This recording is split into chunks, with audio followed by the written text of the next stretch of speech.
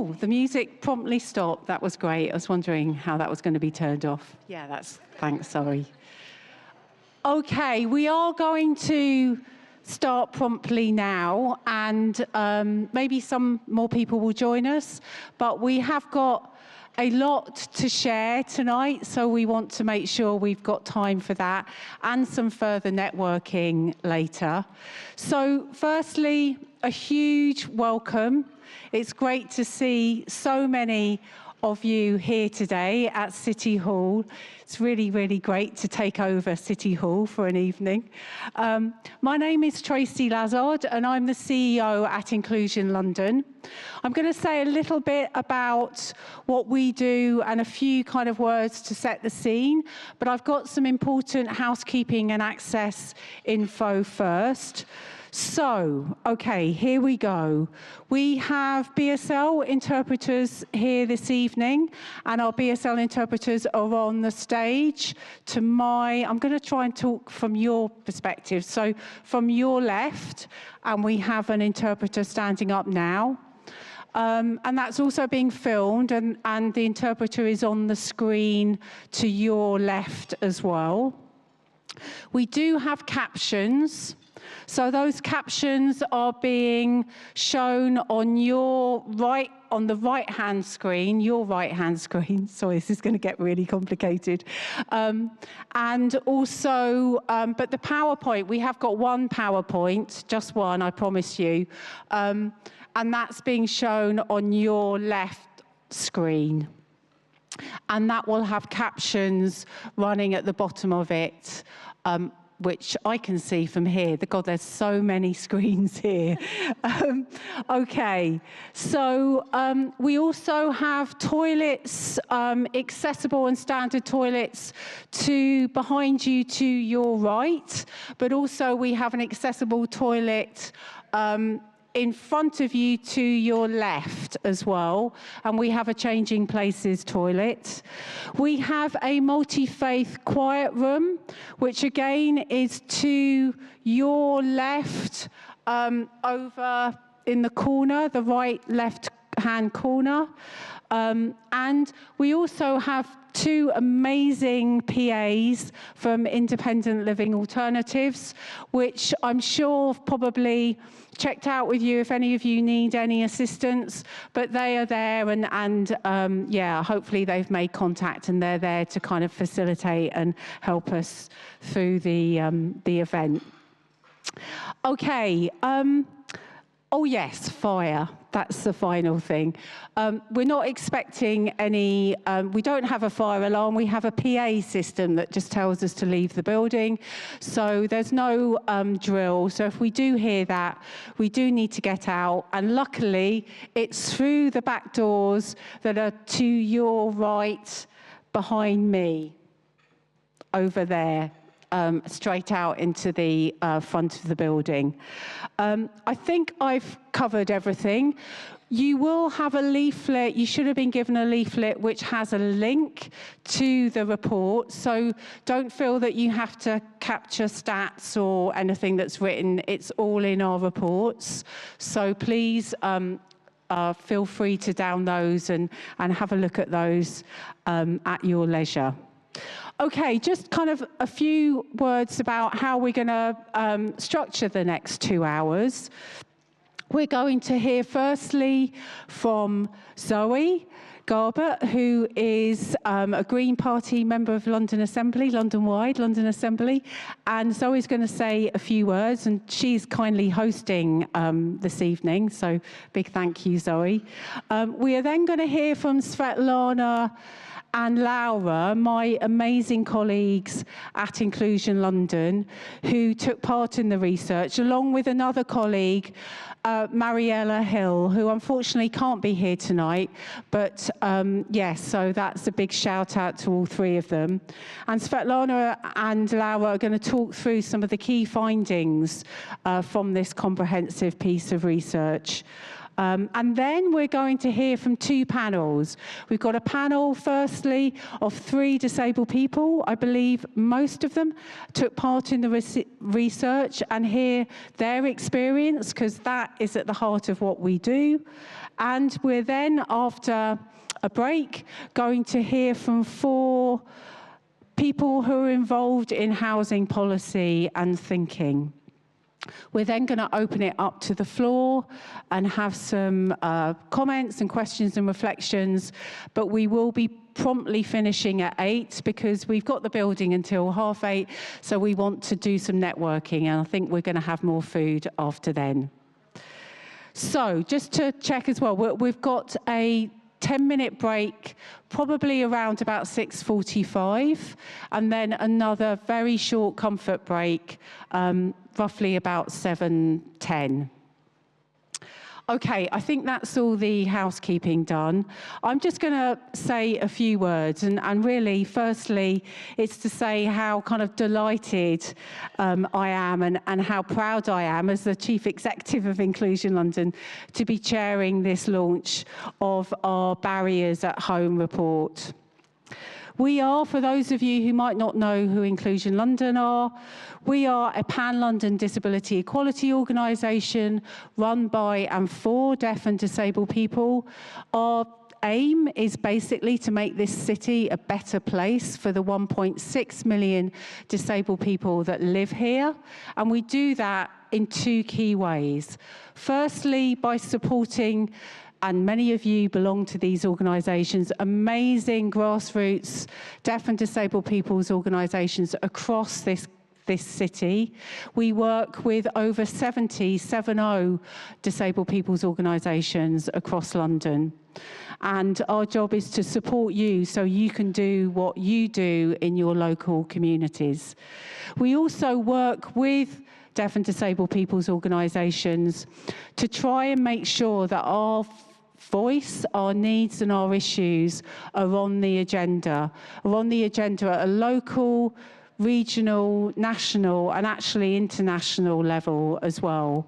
And I think the report that we're launching tonight is a great example of what we do, what Inclusion London does, but what our sector does, which is work together collectively as disabled people to identify the issues that we face, the barriers that exclude and discriminate against us. We gather that evidence and we develop solutions and we get our issues heard.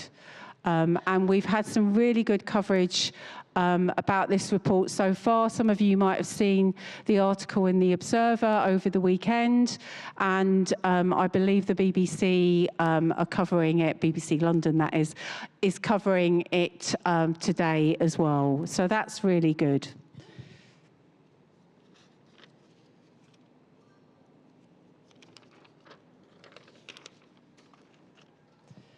So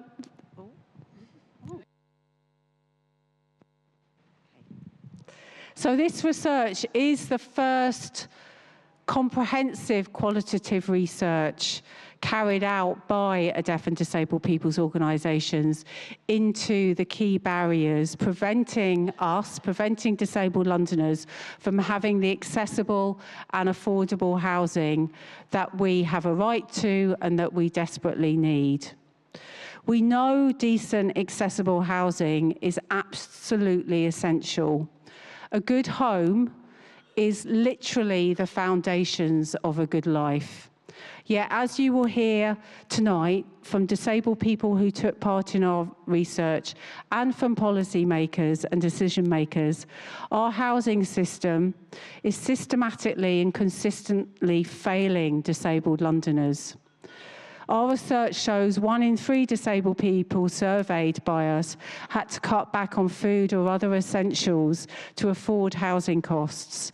And a shocking 1 in 4 disabled people surveyed told us they live in homes that are so inaccessible that they cannot safely use their bathrooms or kitchens. Our research also shows systemic data planning and enforcement failings. including huge gaps in data about disabled people's housing needs and the accessibility of current housing stock, let alone a huge drop in compliance with London Plan accessible housing targets. But our research not only documents the housing barriers that we face, but also what needs to change. We have a whole set of recommendations in our report, and the findings and recommendations are a call to action for national and London-based decision makers to start to make housing, accessible social housing, a priority. We can't afford not to build social housing. We hope you will join our call to action, and we're going to hear later about how you can do that. But that's enough for me, so I'm going to hand over to Zoe to say a few words. Zoe.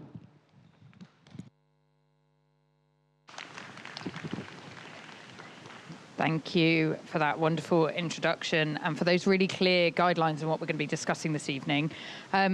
It's really amazing to see so many people here, and lots of people that I've met over the last year, so it's lovely to see you again. And if I haven't met you, I'm looking forward to meeting you this evening.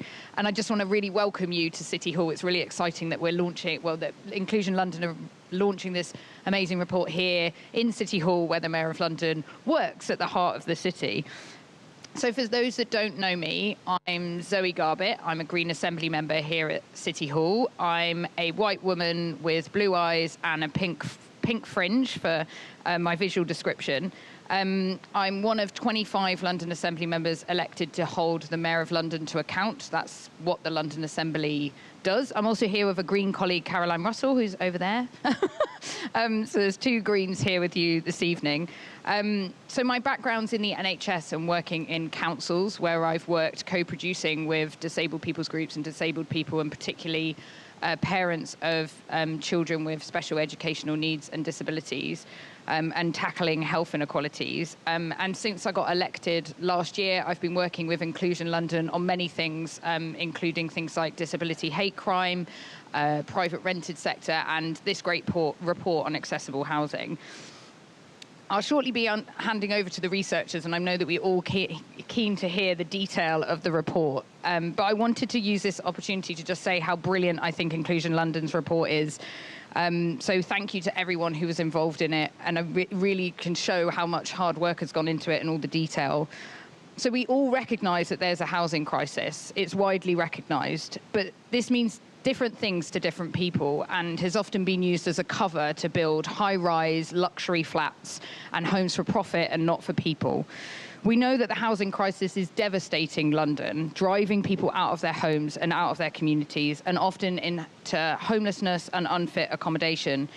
But what this report highlights so clearly is that disabled Londoners feel this crisis even more acutely and have to contend with so many additional barriers to living comfortably.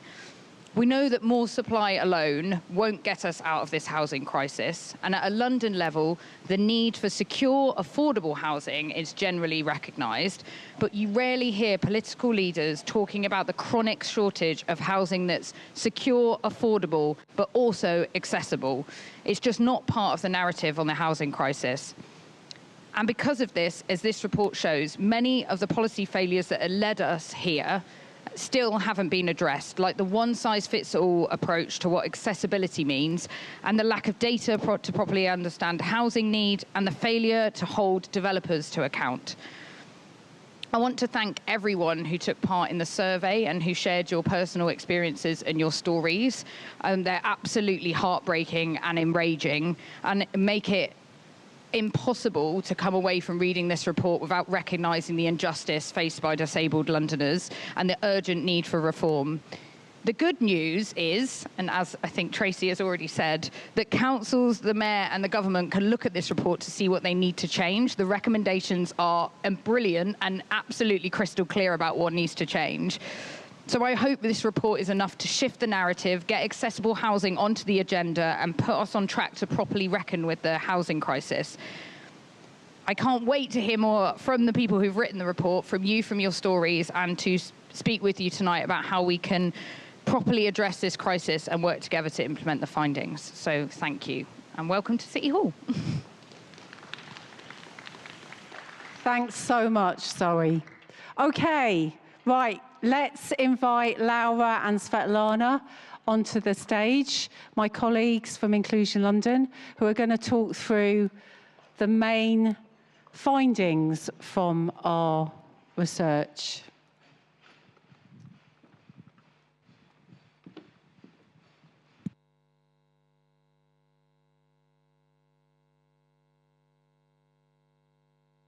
Oh, wow.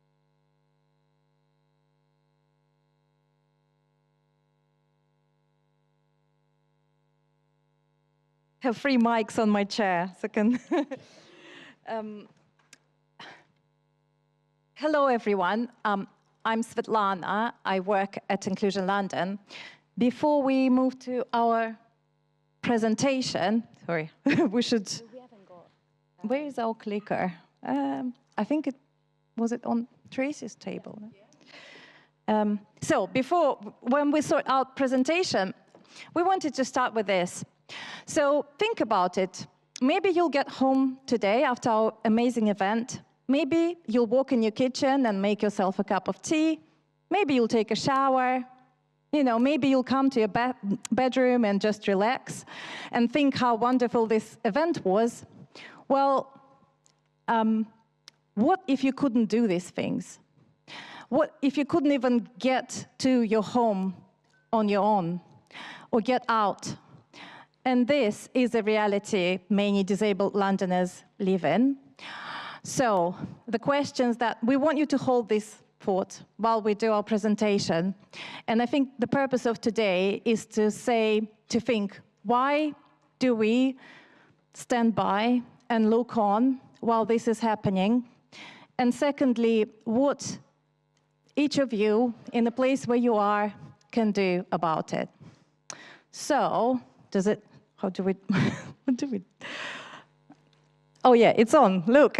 Yeah, great. So, as Tracey said, this is the first research that is done by Deaf and Disabled People's Organization. It was co-produced with other deaf and disabled people's organizations and individuals through our London housing network. This research is focused specifically on London, and we heard many stories from disabled people about the barriers they face in their home, but also we heard how people really struggle to afford to pay for their housing costs. So we decided to explore these things together.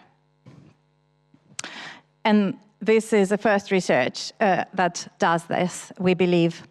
And we also took a much broader view of accessibility, which goes beyond just layouts and step-free access for people with mobility impairments. Oh no, I think I skipped one, didn't I? So I can't see the slide, so I'm actually not sure what I'm showing. So we aimed to find out the following things in our research. We wanted to see what are the key challenges in terms of accessibility and in terms of being able to afford housing costs that disabled people face. We wanted to see what is the impact that those challenges have on disabled people's lives, on disabled people's ability to live independently, have full choice and control, be included, build meaningful relationships, also impact on health and emotional well-being. We also wanted to explore what barriers local authorities have in delivering homes that disabled people need.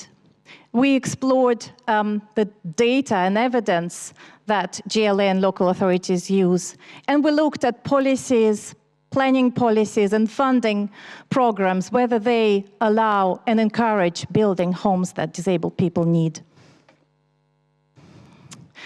So in order to find out all this about all these things, we did lots of desk-based research. We did literature review, looked at what's already out there.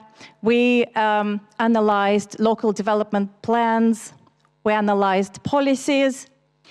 We also did a deep dive survey with disabled Londoners. And we wanted to talk more with some of them, so we did interviews with a quarter of people who responded to our survey. We also spoke to local authorities because we wanted to find out from them what it's like to make sure that accessible homes are built. And we did freedom of information requests to just find out what local authorities know about the needs and what they do. So this is not something that we found out. This is what GLA already knows. Situation with accessible housing in London is really dire. It's really bad. It's actually worse in London compared to England on average. Only 3%, so 3 in 100 homes are visitable, which means they have level access and a bathroom on a same floor where entry is, and a bit more space for, say, a person on a wheelchair or person who uses mobility aid to move around. This is, for us, is shocking. Imagine you have 100 friends and you can visit only 3 of them. And the second bit is that, again, it's not our finding. GLA knows this. Disabled Londoners, households where there's a wheelchair users, they're a lot less satisfied with their housing conditions compared to the rest of England. And this was confirmed by our survey. So 1 in 4 people who replied to our survey said that their homes are inaccessible, which means they can't use very basic facilities in their home, like kitchen, bathroom. These people literally live in homes that are not safe for them. And 1 in 3 people with mobility impairments who replied to our survey said that they do not have level access. So imagine not being able to get in or out of your house.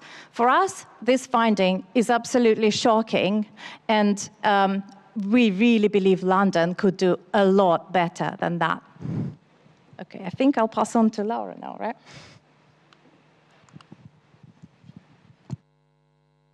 Hear me? Oh, cool.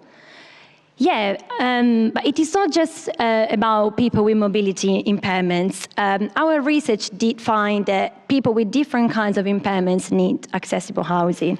And that means deaf people, neurodivergent people, people with sensory impairments, people with visual impairments. All of these people need accessible housing features in order to live well and independently. So many of the people we spoke to told us, for example, they struggle with poor lighting, lack of noise-reducing insulation in their home, lack of thermal comfort, layouts, and all of these issues really exacerbate some of their impairments, and in some cases, really prevent them from accessing some parts of their homes. So as you can see from the slide, one person we spoke to told us, I get quite sensitive to things like noise. Sometimes it just feels overwhelming. It's disabling. I literally cannot concentrate on anything else or think about anything else. Someone else told us, as someone who's neurodivergent, I have a lot of sensory sensitivity. All the lights are spotlight things that are on the ceiling, and there are like 7 of them in every room, and they're super bright and overwhelming. Another person with visual impairment told us that the layout in his home is impractical, and it's impractical for a person with full vision, but for someone who is impaired, it's very, very difficult. And many times, I have to walk into cupboards. So really, accessible housing goes beyond provisions for people with mobility impairments. It's also about ensuring other inclusive design features are present in the home. But another key find about research is that it is not just the accessibility of the home that matters to disabled people, but it's also the accessibility of the area in which they live. And over half of our survey respondents told us that the local areas are not accessible. And that's because of a wide variety of reasons. One is because there is a lack of accessible transport networks. There are not enough healthcare facilities and shops and services near their homes. But also many people in the areas really experience challenges in navigating the street space. For example, because there are poor and uneven pavements or lack of dropped curbs. And all of these barriers really limit the ability to engage in community and really live independently. So we really argued in our reports that accessible homes really need to be built and are located in areas of London with good accessible transport networks. And so we really must consider the accessibility of the street space and the wider built environment in planning policies.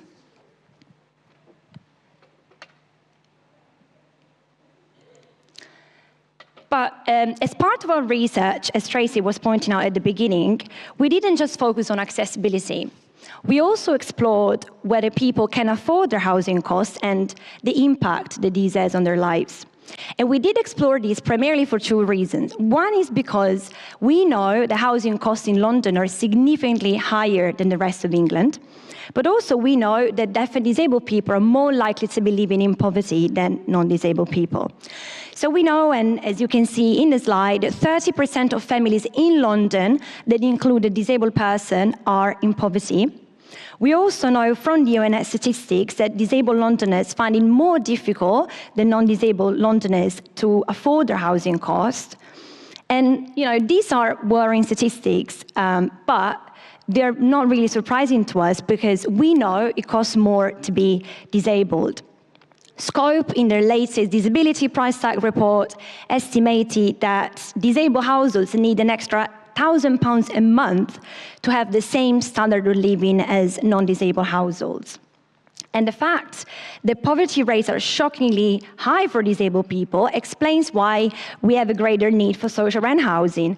And social rent housing, as we will talk about today, is the only tenure for many that provides the affordability and security that people need. However, as you can see from the slide, despite the high demand for social housing, there are not enough social rent homes. Over 23,000 households are on a waiting list for social housing because of medical or welfare reasons. And that's not acceptable in our view. So what is it that we found in our report? As Tracey was pointing out at the beginning, we did find that lots of people are struggling to afford their housing costs. 1 in 6 people are spending more than 50% of their income on rent or mortgage, and unsurprisingly, the majority of these people are private renters. Nearly 2/3 of people had to cut back on something to afford their housing costs. We know that 1 in 2 people had to cut back on social, recreational activities. 1 in 3 people had to cut back on food and essentials and gas and electricity. Now, if you're a disabled person and you have to cut back on heating and food, this has devastating consequences for your health.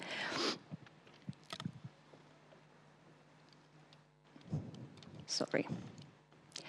But in our research, we didn't just explore affordability. We also tried to understand if people are happy with their type of housing and if they're able to stay in their home long term, and also the impact that this has on their lives. And what we found is that it's not just housing affordability that matters to disabled people's well-being, but also security of tenure. By security of tenure, we mean the feeling of being able to live in a home long term. So, unsurprisingly, again, we did find that disabled tenants in the private rented sector are particularly dissatisfied with their tenure because they have to battle with very high rents, sudden rents increasing, and also the higher risk of being evicted by the landlord. And because of this sense of insecurity, many disabled private renters we spoke to didn't ask for adaptations to the landlords because landlords tend to perceive these requests as complaints rather than reasonable adjustments, and to try to avoid making adaptations by simply increasing the rent or serving Section 21 to push them out of their homes. In contrast, and again, unsurprisingly to many of you, social housing tenants and people owning their own homes are more satisfied with their type of housing because it gives more stability and a sense of community, which allows people to better manage their health. But there's a caveat here. When we spoke with social housing tenants, disabled people renting from housing associations were particularly dissatisfied with their tenure, and that's primarily due to service charges. So, how does living in an inaccessible home impact the lives of the people we spoke to? Well, living in inaccessible homes really compromises disabled people's physical and mental health, and crucially, deprive people of the right to live independently. Many of the people we spoke to told us that they leave their homes less often because they can't even get in and out of their front door. And this, of course, severely impacts people's ability to work, study, and socialize, and basically leads them to isolate from others. Many people told us they had to sustain physical injuries because their home is inaccessible. Some people told us they can't shower or cook without relying on carers or partners because their kitchen and bathroom are not accessible. And as you can see from the slide, one person we spoke to told us, I really need to move. It's not health-wise safe for me. I have falls, which is deteriorating my health further and making me very anxious to go out. The more I stay here, so in this flat, the more depressed I stay mentally, and it's not nice. Someone else also told us, when I can't do things because my house is inaccessible, your sense of value just plummets, even though it shouldn't. When you haven't showered for 8 days because you can't, because your house is inaccessible, it's awful. So, situations like this really compromise people's physical health and mental health. People told us that they experience so much chronic stress and anxiety, and in some cases, people had to suffer from depression to the point where they had to be hospitalized because their house is inaccessible. But living in an inaccessible home not only makes people heal, it also makes people feel like they're less worthy and they're like a burden. And if you think that, so living in homes that are not only inaccessible but also unaffordable and insecure really compounds the negative effects of inaccessibility. So being unable to afford your housing costs, having the fear of being evicted, combined with the fact that your home is inaccessible, all generates a huge amount of stress and anxiety and take a huge toll on people's physical health and ultimately on their self-worth. So as you can see, you can read from the slide, one person we spoke to told us, when your mental health is down the toilet and your physical health is not good either, having to worry and stress about paying bills and rent and being kicked out at the last minute because they want somebody else paying more rent is devastating. So a key finding of our report is that if we're really serious about reducing health inequalities and we want real disability equality in housing, it's really important that we tackle accessibility and affordability barriers at the same time. I'm going to pass it over.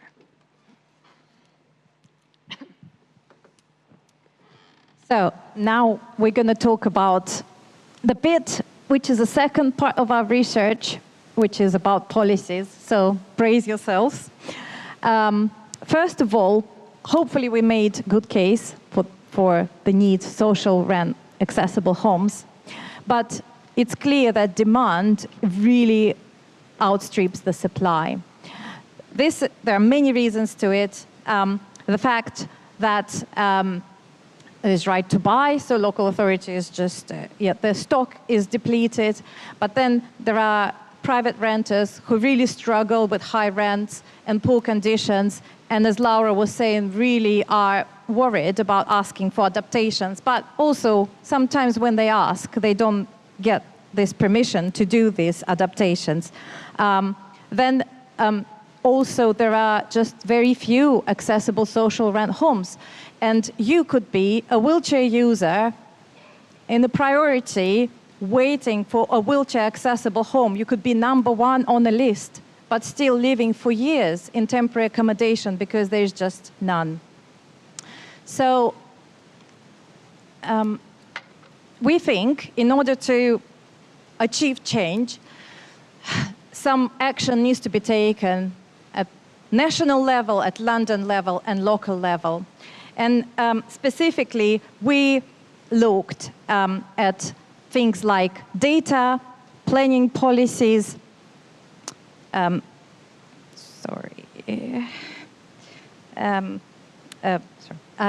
delivery and funding for accessible and affordable homes.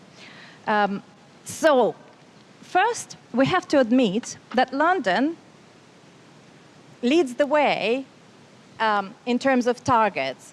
We have good targets. Oh no, sorry, this is data. This is bad when you don't see the slides. Okay, so data gaps. What we found out is that, first of all, local authorities do not really know what kind of accessible stock they have, and where these accessible houses are, which tenures they're in. And also, we saw that there is no shared methodology for collecting data on accessible stock. So maybe even some local authorities know there is no way to create like a joint data across London.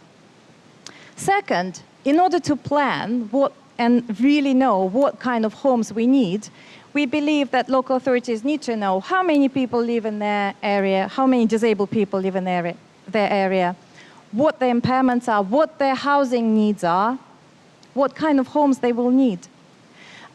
We found that local authorities rely on census data mainly to assess the need. But census data is very limited. It doesn't give all this information. Also, we found that, shockingly, local authorities don't really know exactly how many accessible homes they're building across different tenures. So how many accessible social rents homes they gave permission to build and are being built. Just on very few local authorities, only 2 gave us data about the homes that they are building across different tenures, which is, again, for us, really shocking, and there needs to be better data. So this is what I started talking about. On the positive side, London is leading the way. London sets higher targets in terms of accessibility. You won't believe it, but according to London Plan, 90% of homes, new built homes, need to be built to what's called adaptable standards, which means that they have more space, and if need be, they could be adapted to meet changing needs of a person who lives there. And then 10% of homes need to be wheelchair accessible or wheelchair adaptable. So 100% of new built homes in London, in theory, should be built to higher accessibility standard compared to the rest of England. However, this next slide shows, and Tracey mentioned this, these targets, they're systematically not met.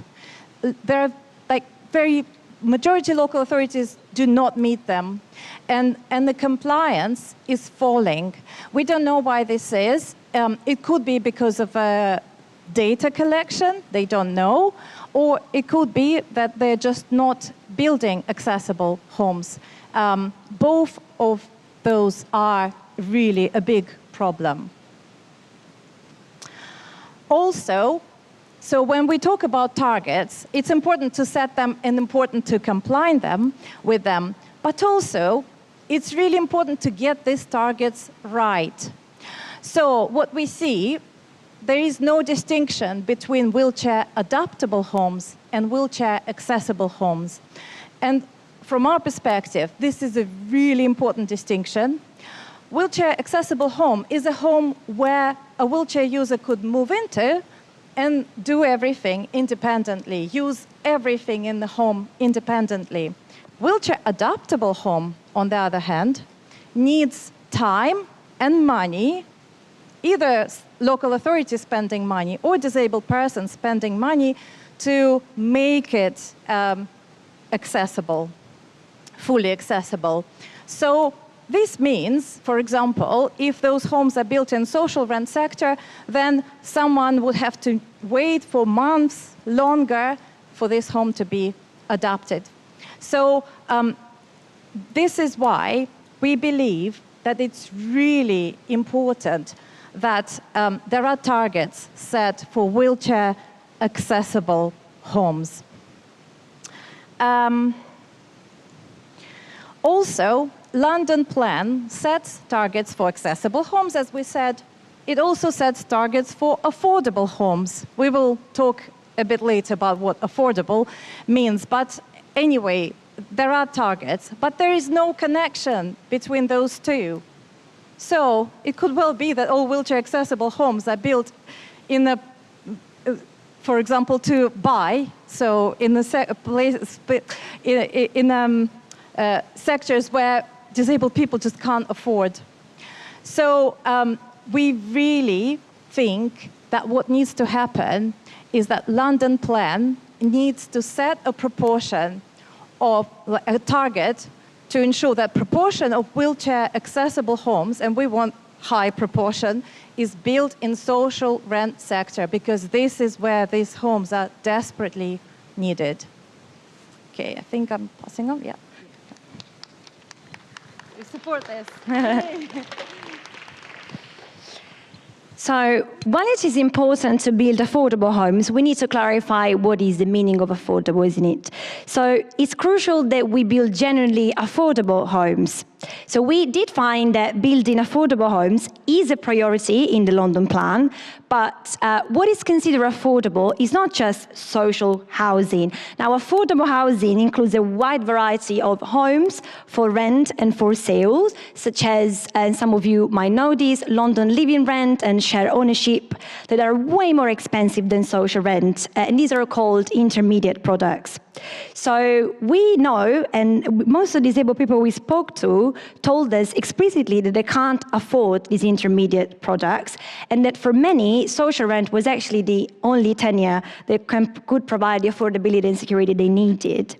So we know that some disabled people might be able to afford London living rent and share ownership, but these are only a minority, and our research confirmed this. And with over 23,000 disabled people waiting for an accessible social rent home, we do believe that the GLA and local authorities should really prioritize planning and building accessible homes in the social rented sector. So we've talked about we've talked about limitations of existing planning policies. We talked about wider issues in the planning system, but there are also issues with delivery. So we did find that some local authorities have limited knowledge of accessible and inclusive housing design standards, and even when they have knowledge of these standards, they don't really have capacity in their planning departments to be able to enforce compliance with these standards, which is one of the reasons why we see less accessible and wheelchair accessible homes. So some local authorities we spoke to recognize that they don't understand really well the difference between the different standards in the building regulations. They don't really understand what actually inclusive housing design means, what disabled people with different kinds of impairments need, for example, in their home, and they mainly conceive accessible housing as meeting the needs of wheelchair users only. And because of these, they do struggle to challenge developers when they're trying to cut corners on the design of accessible homes, and they also struggle to check whether new developments post-completion actually meet the standards they're supposed to be built to, unless they've got an in-house housing occupational therapist who can take on that task. But of course, it's not just about knowledge. As I was saying, it's also about capacity in planning teams, and because of lack of capacity, they struggle to enforce compliance and carry out post-completion building checks. And as you can see from the slide, one local authority we spoke to, they said, we don't know, we really don't have resources to go around inspecting properties and see what's been done. But, of course, and this is very interesting part, another key issue with the delivery of accessible social rent homes is that developers don't really build accessible, affordable homes, and they try to escape from their planning obligations. So councils were quite clear to us, and they told us it is very difficult for them to get developers to build accessible, affordable homes in their local areas. And developers, what they do, they use viability assessments to argue that it's not financially viable, so essentially that means profitable for them to build accessible and wheelchair accessible homes in the social rent sector because they require more land and therefore they cost more to build. And often what developers do, they argue that the only solutions to make developments viable are either to reduce the number of accessible homes that are needed, which means that effectively we don't get accessible homes. Alternatively, they tend to build wheelchair user homes that have to be later adopted by the local authority instead of building wheelchair user homes that are fully accessible from the outset. Or they also build accessible homes in more expensive tenures, such as shared ownership or market housing, which, however, as we already explained, many people can't really afford. On the other side, councils really struggle to challenge developers who are trying to reduce the level of accessible, affordable housing because they do not have enough technical expertise and resources to challenge these viability appraisals. Lastly, another key issue with delivery is funding. This is going to get a bit technical, so I apologize for that. We know that to build accessible homes that are generally affordable, it's important that there is enough capital grant funding given by national government to the GLA under the so-called Affordable Homes Programme. So now funding under the Affordable Homes Programme is used to support housing providers with the cost of building not just social housing, different types of affordable homes for rent and for sale, such as shared ownership, as we were talking about before. Now, the GLA negotiates with central government, how much funding is needed in London to build affordable homes, but also what types of affordable homes this funding needs to be allocated to. The mayor and the government last agreed that 53% of funding should actually be allocated to delivering social rent homes, and the remaining 47% should be allocated to intermediate products, such as, for example, share ownership. Now, in our report, we have raised two major concerns about funding.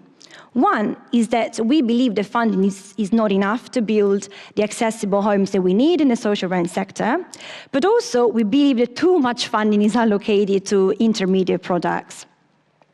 So, starting from our first concern, building accessible homes, and specifically wheelchair accessible homes in London, is already expensive. And building them in the social rent sector is even more expensive because, as I said, they require more land and more cost to build.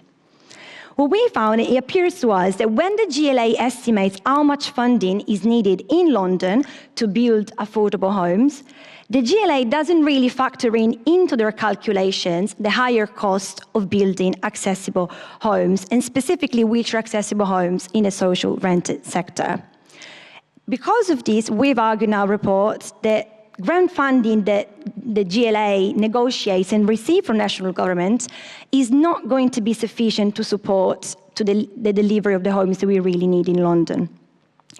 Our second concern is that funding balance under Affordable Homes Programme is not really appropriate to boost the social home building that we really need. And one of our recommendations is that we believe the GLA should negotiate with central government to ensure that under the next Affordable Homes Programme, at least 80% of funding is actually allocated to social rent homes only. We're also concerned that funding for disabled people housing under the Affordable Homes Programme is primarily directed towards specialist and supported housing rather than to general needs accessible homes. Now, why some people need supported housing, we know as a fact that not every disabled person wants and needs to live in supported accommodation. So this is actually a big, big problem that we identified. Lastly, In our report, we didn't just look at funding that is available to build new homes, but also the funding that is needed to acquire market homes, to convert them into social rent and retrofit them to the highest possible accessibility standards. And we look at the GLA's council acquisition program called CHAP. And we've basically argued that while it does have many benefits, it's not currently conducive to address the shortage of accessible social rent housing that we need. And that's because grant rates for acquisitions that are set by the GLA are fixed and they're not negotiable. And that makes it really difficult to acquire accessible and adaptable homes, which we know are more expensive to buy back. And so we do believe the grant rates should be negotiable. And for that to happen, funding should be massively increased so that we can make sure that providers can acquire and adapt these homes. So, to conclude, what are we calling for? So our report really demonstrates that there are so many people who are trapped in unsuitable housing, they're struggling to afford their housing costs, and that's because there are not enough general needs accessible, affordable homes. What can be done to change this? Well, first of all, we believe that the GLA, London councils and national government should really make accessible housing a priority to start with. And they should work together to really increase the supply of accessible social rent homes. And that means specifically focusing on increasing the supply of fully wheelchair accessible homes. But it's quite crucial that any housing policies which is developed is co-produced with deaf and disabled people and deaf and disabled people organizations, because many of the barriers that people experience exist because people are just not meaningfully engaged. But of course, it's not just about building new homes. We also think we have to retain as many social rent homes as possible and try to retrofit them. Equally, we want to boost acquisitions of market homes and repurpose them for social rent. But in the meantime, while we build new homes and we buy back the supply, we really need to think about disabled private renters and provide them with the security that they need and protect them from spiraling rent costs. Yeah. Last slide. So, but how can all of this happen? Well, we believe that there are quite a few things that can be done that don't necessarily cost money, and these are what you can see in this slide. We believe that all decision makers have to develop clear plans, set out very ambitious, accessible, affordable housing targets, but they have to make sure that they enforce them. We believe that they have to improve data on disabled people's current and future housing needs and know more about their housing stock. They have to know how many accessible homes they're building and how many affordable accessible homes they're building. It's important that they boost funding for accessible social rent homes. It's also important that local authorities really increase their knowledge of inclusive housing design standards, and they've got more capacity in the planning teams. But also, from a national perspective, we really think the best solution is to end right to buy, because we are continuing to depleting the social housing stock. We also believe that we have to reform the viability assessment process, because developers are going to continue to argue it's not profitable for them to build the homes that we need.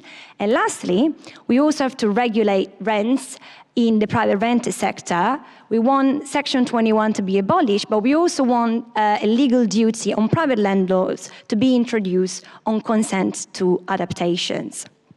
So, I think it was the last slide, but in our report, we have provided many more technical and practical recommendations.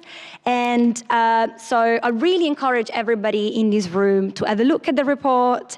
If you are here in a position to develop or implement policies or at least influence them, please have a read and implement our policy recommendations. We do believe that they can have significant impact on the lives of people in London. We really wanted to end with a quote from Cassie, who took part in our research, and leave you with that. So Cassie told us, when you live in a house that's accessible to your needs, and you can leave when you want to, and you can make your own food, and you can use the bathroom when you want to, without support or with support that fits. The moment your housing offers you dignity, your sense of self goes up so much that everything else feels feasible. Thank you so much for listening to us. Thanks so much, Laura and Svetlana. Wow, that is, as you can see, that is a report packed full of information, and I love that quote at the end. Some of you might have seen our Twitter feed, and one of the stats that really leaped out to me was the fact that we've only 3% of housing being built in London, only 3% is either adaptable or accessible, just 3%. What a utter failing. But look, thank you ever so much. We're going to invite you back on stage later. We're now going to have a 10-minute break, and we're going to hear at 7:03 from our panel of disabled people, some of whom have took part in our research. So please help yourself to more tea and coffee, and see you in 10 minutes. Thank you.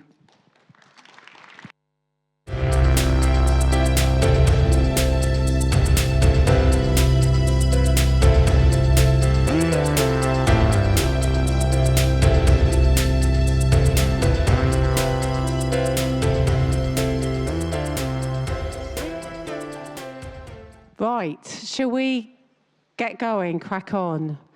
I'm now delighted to introduce our panel. I believe all of your first names begin with the letter A, the 3 A's, triple A. We have Abbi, Adam, and Anna. And our panel is going to speak for 3 minutes each about their experience and what they want to share. And then we will have a tiny break and bring on our other panel, and then open it up for Q&A. So who would like to kick off first? Please do. Over to you.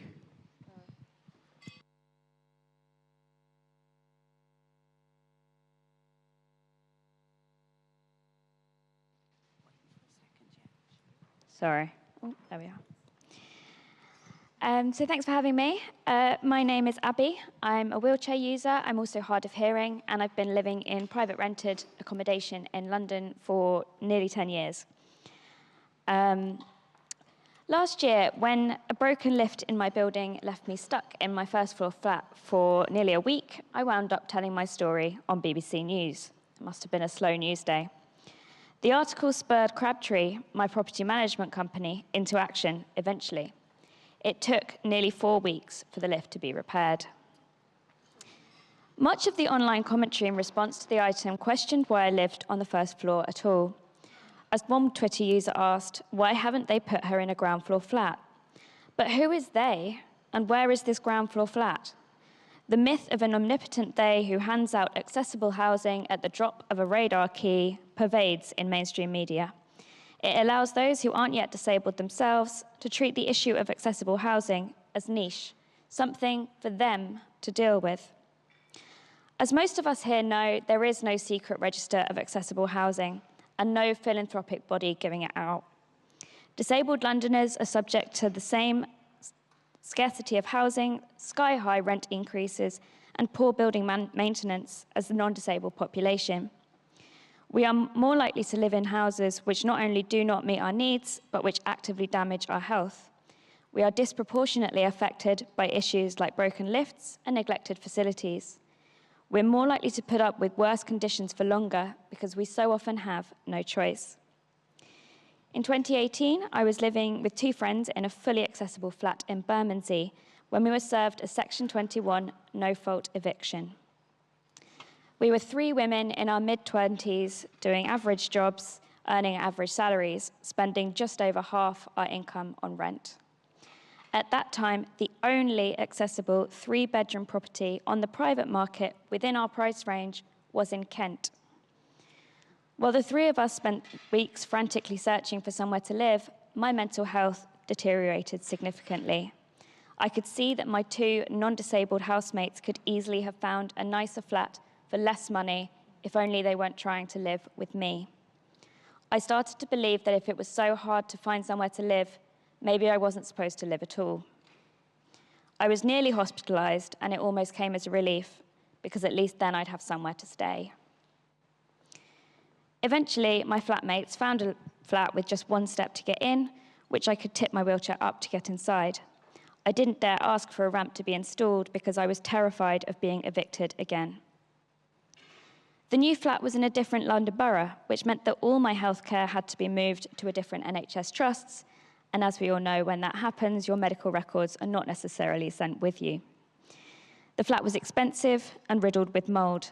The heating didn't work, we couldn't afford to put it on anyway, and in winter, the temperature was consistently below 14 degrees. My wheelchair didn't fit through the bathroom doorway. The 3 nearest tube stations were all inaccessible. During lockdown, the building site beside our flat was used as a car park for hearses. We lived in that flat for 2 years. Accessible housing, as we've heard in the report, isn't just about the housing itself. Until recently, a friend of mine lived in Shoreditch in a building managed by Habenteg, which is an accessible housing association.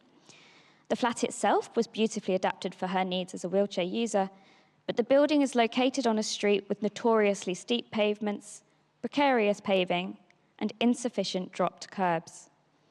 The closest tube station to the building is Old Street. Despite the £132 million refurbishment of Old Street roundabout, the station underneath the roundabout is still not accessible for wheelchair users. The flat enabled my friend to cook independently, but she couldn't easily go out and buy food to cook. Disabled Londoners don't just need accessible bathrooms and kitchens. We also need to be involved in the planning and implementation of accessible streetscapes and public transport networks, where the needs of disabled pedestrians are prioritised above the desires of property developers and motorists. Developers and local authorities often cite cost as a barrier to building accessible housing. But in the long term, the upfront costs of accessible housing and infrastructure provide significant cost savings to the health and social care sectors.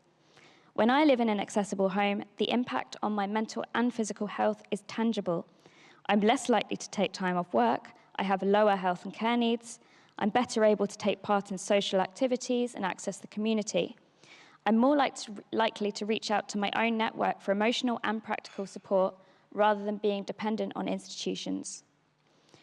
The principle of universal design says that when we build homes that meet the needs of disabled people, what we really build are homes that meet the needs of everyone, both now and in the future. Widespread access to accessible or adaptable housing allows individuals and their families to stay in their homes regardless of how their health circumstances may change. It allows people who are aging or recovering from injury or sickness to recover at home in the care of their families, instead of languishing in NHS beds or care homes when they don't really need them. The disabled population is the only minority group in the world which anyone can join at any time. That's not a threat. As the population ages, we're already seeing an increase in the need for homes which are step-free, single-storey, or have accessible bathrooms. Accessible housing is not just a disabled problem, and it shouldn't be treated as a charitable cause. Increasing the supply of affordable, accessible housing in areas with accessible streetscapes and public transport networks simply makes good economic sense, and the results benefit everyone. Thank you.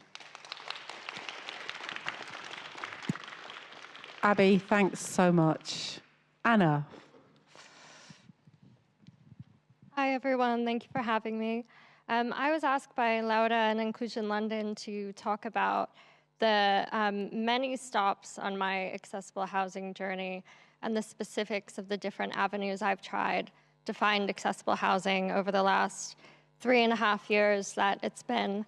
And as part of that, I ended up working with Jess Tom from Tourette's Hero to make kind of an accessible housing journey map, which I think we have here to put up on the screen, because I was thinking about how to visualize what was such a complex and roundabout journey, which started with looking for accessible housing on the private lettings market. And for me, what that means in terms of accessible is a wet room and a kitchen that I can cook in. I never got past the wet room because, as we saw in this piece of research, the 10% of supposedly accessible housing that's being built throughout London is being built to an adaptable standard rather than an accessible one. So no matter how many new builds I went to and asked for them to show me their 10% of accessible properties, they looked at me like I was asking for a spaceship or something really absurd. They really never existed. I never even got to the point of seeing an adapted kitchen. In the 3.5 years I've been looking, I saw one, which I'll talk about a bit later. And this goes to the very real difference between accessible and adaptable that we need to be looking at the implementation of. After looking for so long on the private market and finding nothing, I started getting creative. I would contact buildings that were just in development, that hadn't even opened up for rent yet, and ask if they could make a change and add in a wet room. I was either not replied to, or I was told no, that that wasn't possible. I looked over in the Olympic Park, which used to host as well, of course, the Paralympics, and had many accessible flats put in for that reason. I went to the current landlord, I explained this logic and said, could you show me some of these former Paralympic flats? And one of their employees said to me laughingly, oh yeah, there used to be a lot of those. You know, there were actually so many that it was too much and we converted them back, which I wanted to cry when he told me that, frankly, and he was laughing because he didn't understand the dire straits that a lot of disabled people are in when looking for accessible housing. I would sometimes ask landlords for adaptations if I found a place that was like, that would almost have worked. If maybe I could change something about the kitchen and change a little bit about the bathroom. I was always told no, even though they are supposed to make some adaptations, or I just wasn't replied to. And I'd thought about going to a solicitor, trying to enforce my rights there. But the fact is, by the time that would have been litigated, whatever property we were talking about would have been long gone, rented by someone else. I also looked into getting a disabled facilities grant. Maybe I could rent a property that didn't work for me then, but get the council to adapt it. But the wait list was going to be at least a year everywhere I was looking in London. And I don't know about you, but I can't go a year without using the toilet or showering or cooking. So that was also going to be an avenue that didn't work. I also looked into a specialist private letting agent, a really wonderful woman who specialized in accessible properties and helping people find them. I just thought, maybe I'm really bad at this. So I paid her hundreds of pounds, and she looked for 6 months and could find nothing. And she told me that although it was really disappointing, this did happen with people who needed, in specific, a wet room and an adapted kitchen, that she was really having trouble finding them. I then turned to my counsel. As a student with very little income, I was eligible for the social housing register. I tried to sign up, but because I haven't lived in my borough for 5 years, I was told I wasn't eligible for that reason. I then looked at intermediate rent housing, which is something that's also covered in this report. And my council, Camden, actually does not keep a record of any accessibility of their intermediate rent properties. So they have no idea if they have any accessible properties, and if so, which that might be. They also don't have any priority list or list at all of who on the wait list for intermediate rent housing is a wheelchair user or has any accessibility needs. The woman I spoke to felt really bad about this, and she said, we actually have an intermediate rent property that's in development right now. Maybe we can see if we can get out ahead of it. They can put in a wet room for you, and you can move into that in, say, 2-3 years. I said, okay, let's look into it. It was in an area with 3 tube stations within a 20-minute walk, not one of which was step-free. I was still willing to consider it, and then they eventually came back to me and said, actually, sorry, no, we're not going to be able to adapt it in the end for I'm not sure what reason. And the final kind of pathway I'll share, although this doesn't cover everything in the graphic, we just don't have time for that, is shared ownership. So I always found that the minimum income for all the shared ownership properties that I found was between 60 and 80,000 pounds per year for a 2-bedroom property. I'm in need of 2 bedrooms because I have PAs that need their own space to be able to stay with me, part of the disability tax. And again, as a student with little income, working some part-time jobs, that's not within my price range. It might not even be once I start working as a researcher. So that was pretty much closed off.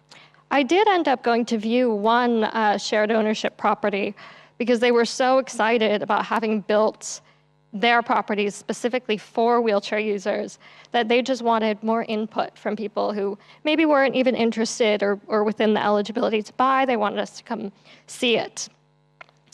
So I went, and it was beautiful. They'd done a really great job of designing the inside of the flat, but it was in an area with no accessible transport, with very few dropped curbs. I had to drive in the street for a lot of the way, getting there and getting home. And so that wasn't going to be an option, I fear, for many people. It also didn't have any parking. So even if you're a disabled person with a car, probably not a good option. And I worry about that because I worry about when developers do build accessibly and then people aren't buying or renting because of the area, are they going to continue to do that, to build more properties? And then finally, in terms of shared ownership, I looked into the HOLD scheme, which is a scheme specific for disabled people to own their first home. This, I was not eligible because I'm not a citizen of the UK, which kind of adds another dimension of immigration status that complicates the issue. So you can perhaps see on this map the really winding road to where I am now, which is I'm still in student housing because I'm doing a PhD. I'm able to do that. I'm very lucky, but that won't be true forever. So it's an ongoing journey and one that many people, as Abby described, are dealing with. Thank you. Thank you, Anna. And yeah, thank you for sharing that incredibly frustrating and powerful description of that journey that you're still on. Okay, Adam, over to you. Thank you very much, Tracey, and good evening, everyone. Thank you all for being here. My name is Adam Gabsi. I'm a wheelchair user and a social housing tenant, and I'm here to share my story and explain why accessible housing is so important to disabled people. I live on the 6th floor of a building that was described to me as fully accessible when I moved in. While the kitchen was accessible, the bathroom wasn't. Without a wet room, I couldn't shower for a long time. This was not only uncomfortable, it was upsetting, it made me feel undignified and added a lot of stress, which is really bad because I have a condition like many which is impacted by stress. Eventually, the council approved funding of £30,000 through a disabled facilities grant to adapt my flat. They removed the bath and installed a wet room. This change has completely transformed my life. I now have the freedom to move around my home and meet my basic needs, something that everyone should be able to do. But this was not the case in the first instance. This work should not have been needed. If the flat had been built fully accessible from the start, the council wouldn't have had to spend the money and wouldn't have faced such a stressful and difficult situation with me. The building work also caused disruption for my neighbours who had to deal with the noise and inconvenience. If homes were built fully accessible from the beginning, this kind of disruption could have also been avoided, and the following arguments that I go into could have been avoided. While the adaptations have improved my home, there is still one big issue, which is the lifts. The building has 2 lifts, but they're broken down. They've been broken down several times. In 2022, I was trapped in my flat for 64 days. And in 2023, the same thing happened for 42 days. It shows why we need better systems in place, like personal emergency evacuation plans, PEEPs for disabled people. Everyone deserves to feel safe in their home, no matter what happens. Another key issue I want to highlight the importance of having a secure form of housing. Social housing isn't just affordable, it's stable. And this stability is vital for disabled people. Knowing that I have a home where all of my needs are met and where I'm not at risk of sudden rent increases or eviction gives me peace of mind to focus on living my life. For disabled people who already feel uncertainty in other areas, secure housing provides a foundation for safety and dignity. This security has allowed me to thrive. Because of this, I can live independently and contribute to my community. I am proud to be the chair of Inclusion London, where I work to support disabled people across the city. I could also engage locally and make a real difference. None of this would be possible without having a stable, affordable home that meets my needs. At Inclusion London, we believe in the social model of disability, and the heart of someone's society is their house. We need more accessible housing, and we need more secure forms of housing within the social rented sector. Accessible housing should be affordable, and affordable housing should be accessible. Accessible housing not only changes lives, it saves money and helps create a stronger, more inclusive community. Everyone deserves a home that allows them to live with dignity, freedom, and safety. Thank you very much.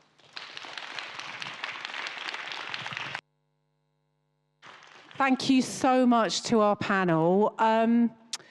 We are going to have a tiny quick break of no more than 5 minutes. We are rapidly running out of time. I'm going to ask this panel to stay up here and invite the next panel to come and join us and bring a chair.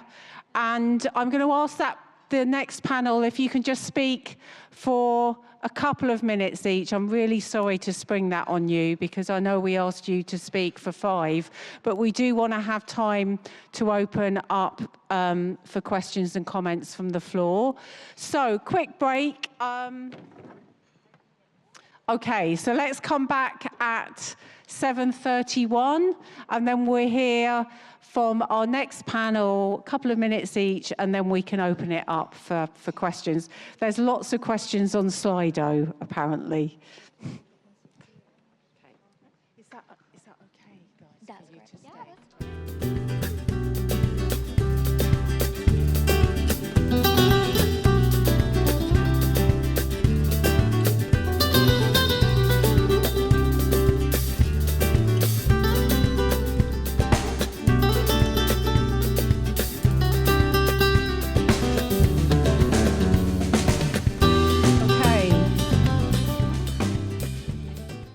Let's crack on. Have we all got a microphone?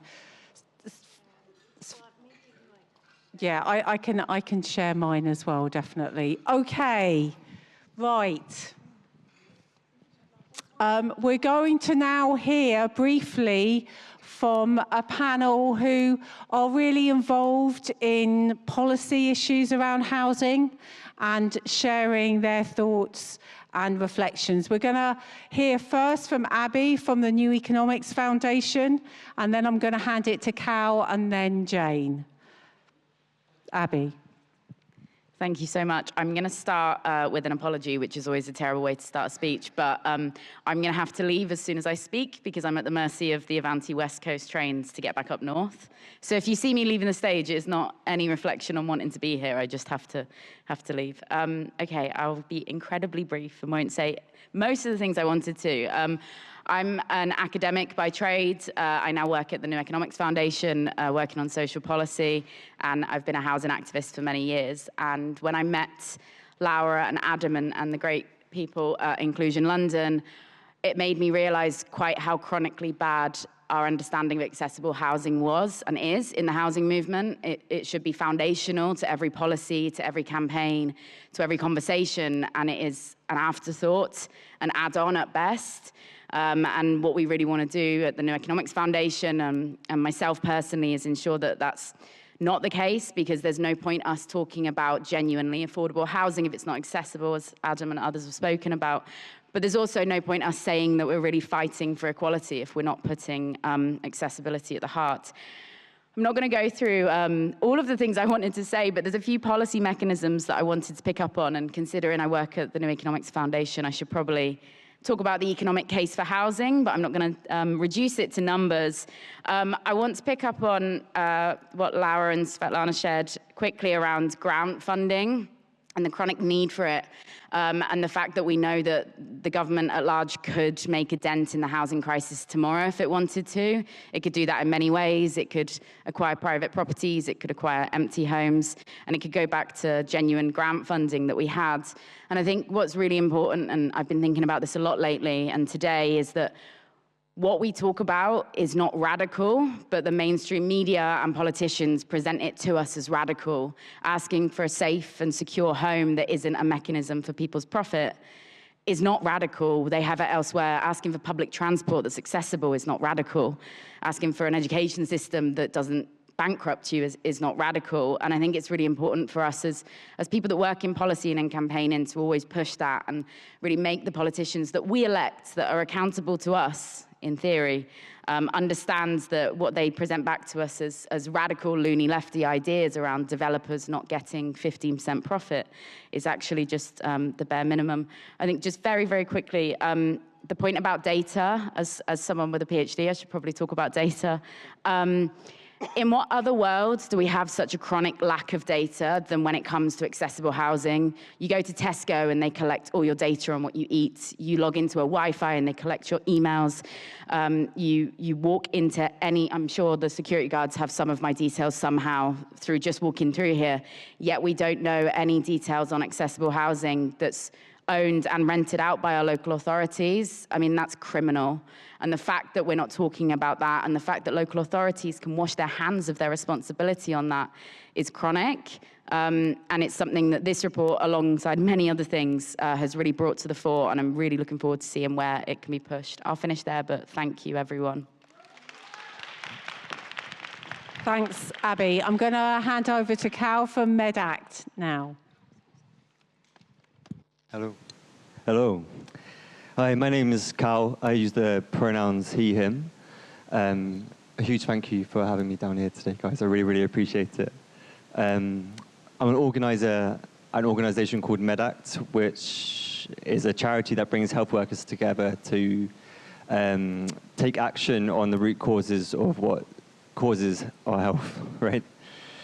But before this, I worked as a medical doctor in the NHS for several years. I left that role about 6 months ago because I felt I was completely ineffectual in my job. I felt like I was putting a plaster over a wound, and it just didn't sit right anymore with me.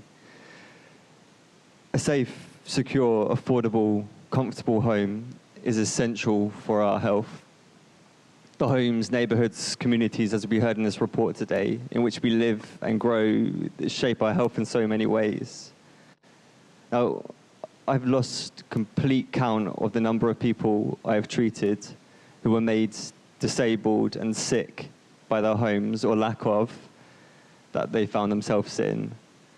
When such a fundamental aspect of being a human is stripped from you, it is inevitable that you become sick. You know, we can evidence this, we have evidenced this, we've mapped everything that happens in your body when this happens to you, the chronic stress of unaffordable homes, not fit for purpose, where you have no rights, where you cannot eat, wash, heat, move, live, just leads to this process of biological weathering in your body, which we can show in the 100 million studies that we have. You know, we audit everything in the NHS, and we know the extent of the problem. Yet I have stood by people's bed and watched them die, and watched people suffer, and sent people home to suffer, knowing full well what I'm doing and why they are there in the first place, because their homes are not fit for purpose. But I've also seen people thrive, heal, enjoy life in homes that are safe, affordable, accessible, and comfortable. From the inception of the NHS, this was something that was known. You know, 75 years ago, this was something that was known. Our first ever health minister was our Minister of Housing and Health. It was a relationship that was already there. But somehow, 75 years later, we've totally forgotten this really basic idea, and we're up here fighting for our rights to talk about this. It's mind-boggling. And instead now, today, our housing is viewed as a thing for profit. You know, our energy companies, it's about profit, and people are staying at home, freezing to death in their homes, dying from cold homes, all in the name of profit. You know, we all know our NHS is on its knees. It's in crisis. You know, I've been there doing the corridor care that you see on the telly. But we can't prescribe our way out of this crisis in the NHS. We can't prescribe our way out of a housing crisis. And it is vital that we take action on a housing and health crisis. And this report is phenomenal. Like, it is absolutely phenomenal. Like, the demands and the way you've set it out, it's incredible. And people just need to listen, and we need to come together and push and force and build the pressure behind this report to reclaim our homes as a site or a public health asset. Yeah, that's all. Thank you so much, Cal. Thank you. Jane, can I ask you to say a few words? Can you hear me?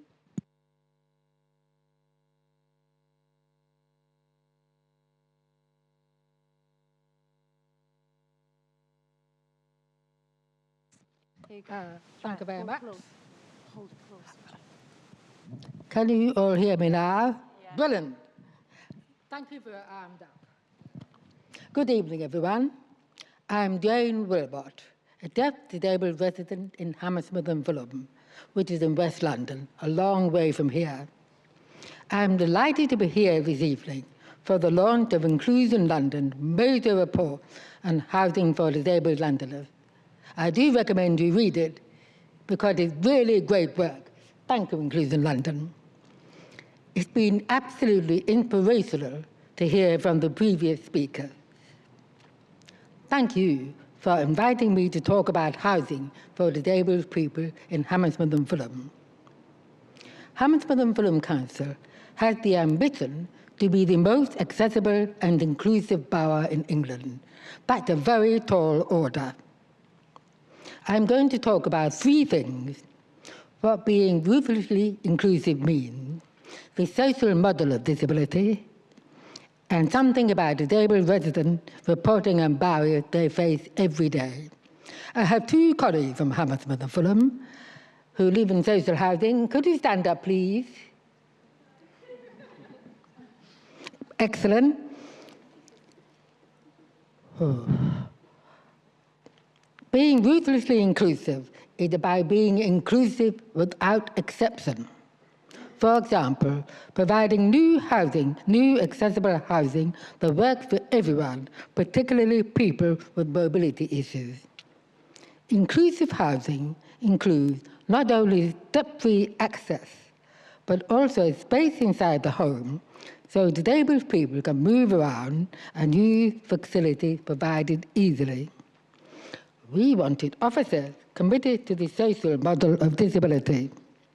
This recognizes that it is attitude or the environment that create unnecessary barriers which prevent disabled people from participating in society, accessing work, and living independently. For example, to be able to read the newspaper in an alternative format. This could be large print, Braille, or an online version with audio available. The social model of disability is now Hammersmith and Fulham policy, enabling disabled residents to participate in society, obtain work, and live independently. Working with the council and developer is work in progress, so we have a long way to go. We all need to keep our eye on the ball. We wanted disabled residents to report on barriers they face every day. Otherwise, officers may not see these barriers from the perspective of disabled residents. For example, wheelchair users need the full 1,500 by 1,500 millimeter space outside the entrance door so they can turn and open the door from the corridor. If you don't have that space, it is difficult to turn to open that door. When I was young, I had excellent eyesight, so I could live with people easily, but I was never able to use the telephone. Today, I have poor eyesight, even with glasses, so I rely on captions in meeting in person and online. You see them over there. Thank goodness for email and text messages that everyone uses, so I am now on a level playing field with everyone else. It wasn't until I was an adult that I learned about the barriers faced by wheelchair users, blind and visually impaired people, as well as neurodiverse people. You may know that Hammersmith and Fulham is the only council to have the ambition to be the most accessible borough in England. This only happened because senior councillors took the time to find out what it was really like for a disabled resident living in Hammersmith and Fulham.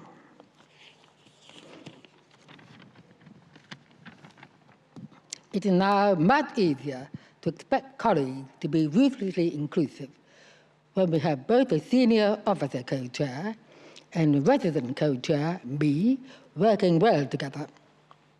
Our role as co-chairs is to foster a council culture where disability equality and co-production with disabled residents ensure housing policy and strategy and plan in Hammersmith and Fulham meet the need of disabled people. This is really important. I'm going to stop here because I've only been asked to speak for a short time. Thank you. Thanks so much, Jane, and thank you for the panel. I feel really bad making you just shut up a bit quicker than you would have done otherwise. Look, we now have precisely 15 minutes to open it up for Q&A from you. You've heard lots of fantastic speakers. Hopefully your brains are buzzing full of this really challenging information and personal stories that you've heard. But now, please, I've got some on my phone that I will take later, but yes, any thoughts, reflections, comments? Claire, just please, if everybody can wait for the microphone, and then, yeah, over to you. Hi everyone. It's Claire from Invisible. Thanks for that very full report and everyone's experiences. I just wanted to add about women fleeing domestic violence and how many disabled women stay with violent partners because there's nowhere accessible to go. Even refugees, only 1% of refugees are wheelchair accessible. And by the time you get somewhere alternative to live, it takes so long you go back to the violent partner, or you get placed in a care home and go back from there. Bad housing really affects women's future, like deciding not to start a family, and can have really long-term impact. Anna, I hope you don't end up in Charlie Ratchford Court in Camden, which is the supported housing place, because the built-in charges there are very heavy. They have a built-in kind of care charge plus a daily meal charge that we're helping a woman to fight at the moment, which is against the independent living principle. Thank you.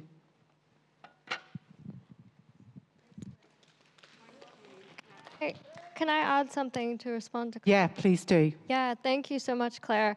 I relatedly wrote last year for Habenteg's Accessible Housing Week about the role of accessible housing in emergencies and disasters. And it's important to think about those on an individual level, like when fleeing domestic violence, as you've mentioned. And it can be on a broader level. The UK is not immune to disasters like heat waves, like storms, and on. And our lack of accessible housing infrastructure really increases the country's level of vulnerability. It's basic disaster risk reduction to have accessible housing, accessible refuges, and there's a real lack of that when emergency strikes is going to end up being deadly for people, whether that's because individuals can't evacuate their homes for whatever reason, or because large masses of people can't go to a safe place where their needs are met. So it's a really big disaster waiting to happen. Yeah, thanks, Anna. That is a whole other conference and report right there. That's really, really important. We have two women, or I did see two hands, but now one. Thank you. Hi, I'm neurodivergent, and my son is neurodivergent. And I just wanted to raise the issue of no matter how much accessible housing you build, unless disabled people are able to monitor the end-finish fit-out, we'll continue to have failures with lifts, sensors inside homes failing, including heat sensors, and things like if you don't install mechanical ventilated heat recovery systems, you'll overheat residents. So something has to be put in to reports that actually asks disabled people to be part of that monitoring process. My son has just written a report on the place that he lives in. I think it's because I'm near that speaker, speeding back, in which he's highlighted everything he's observed over 10 months of living in his new build. And he's asking for people to take heed of that before they do the next new build.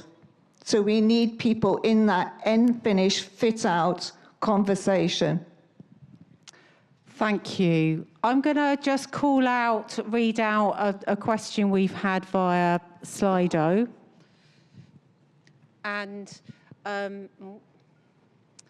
I don't know, Zoe, I don't want to put you on the spot, but maybe if you've got any thoughts about this. Why did City Hall cancel the new London Plan guidance relating to access, equalities and inclusion for the London Plan? The current London Plan guidance is out of date from October 2014. Have you got any thoughts Why did on it that? can you repeat the first bit? Why did it cancel? Why did City Hall cancel the new London Plan guidance? So we've got guidance that's 10 years out of Laura's date. putting her hand up. Laura's got the info. you can come and answer this question if instead of Zoe, just very briefly. Laura. And then I'll come in after you.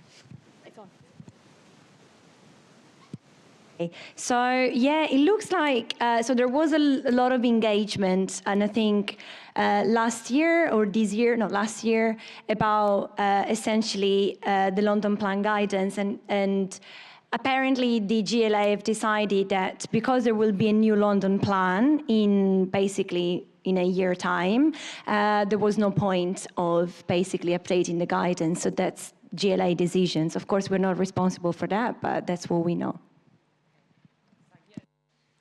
So, yeah, the London Plan is the blueprint of London. It's the mayor's blueprint of how London is developed, and it is being rewritten currently. We're waiting for the next iteration that will be out in March that will go out to open consultation.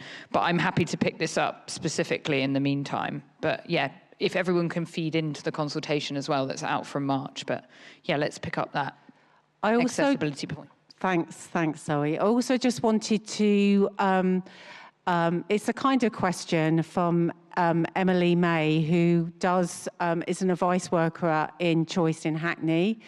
And Emily was just talking about a ridiculous situation, and she has 4 cases at the moment where disabled people who are living with their parents in adapted, accessible accommodation, because they are not on the tenancy, when the parent dies, those disabled children, for want of, or offspring or whatever, are then kicked out of the accessible home and probably ending up with that accessible home's adaptations being ripped out. And Emily knows a number of cases at the moment. So I think that's an example of just the kind of bizarre and completely counterproductive practice that is happening at the moment. So thanks for raising that, Emily May, and I think we'll definitely factor that in. I'm just going to take a few more comments. I've got a woman down here, and then Simone. Right, I've got. Oh my. Okay, right. Let's go for it. Yes, lady there first. Thank you. Hi, I'm from Morden area, and I've been on the housing list since I've been 18, and now I'm going to be in March 51 years old, and still I haven't been housed, and now I'm disabled. I can't even turn my kitchen tap on, and I'm in a shared property, and my landlord doesn't want to change anything because I'm sharing with other people. So I know this is not new. Disabled people existed for a long, long time. Why do we have a crisis now? Why hasn't that been looked in before? And when is this solution going to be solved? When am I going to be housed that I can use a tap to wash my vegetables and wash my hands? Totally. Thank you so much for sharing that. And I think that question, that point about why are things getting so much worse now is a really important one. Some of those stats about the failure to build accessible housing, we've seen that failure has suddenly skyrocketed. It was never good, but now it is utterly appalling. And I think that is definitely a question that we will be pursuing, because we can't quite understand why things have got so much worse in the last kind of 4 years. I want to take the woman at the front here and then move back. So I want to take this woman down here. Simone had her hand up there. Yeah, I will do some. I'll come back to Simone. So if we could just take.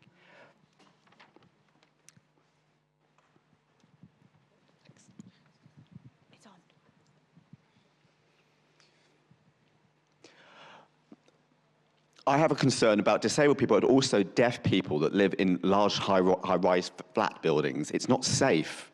If there is a fire and the fire alarm goes off, this has happened to me. The fire alarm has gone off and the sensors are flashing and so on. This happened at 3 a.m. People come and say, get out, get out. And you have to go down the stairs and you can't go back up, and it's just very frightening. And the lifts have been broken in both lifts in the building. It's very frightening to have to go down the stairs. I'm out of breath trying to do this. With asthma as well, it's very difficult. And communication, how is that supposed to happen in this situation? The alarm is going off and people have to say, oh no, the alarm's not working. And then everyone's panicking in the building. Why should I live in a situation like this? It's not, fair for deaf people to have housing in this situation. They're aware that there are deaf people in there, but it's not suitable for deaf people, these buildings, in this housing situation. It's a risk. Thank you. And that's also why we need personal evacuation plans. Simone.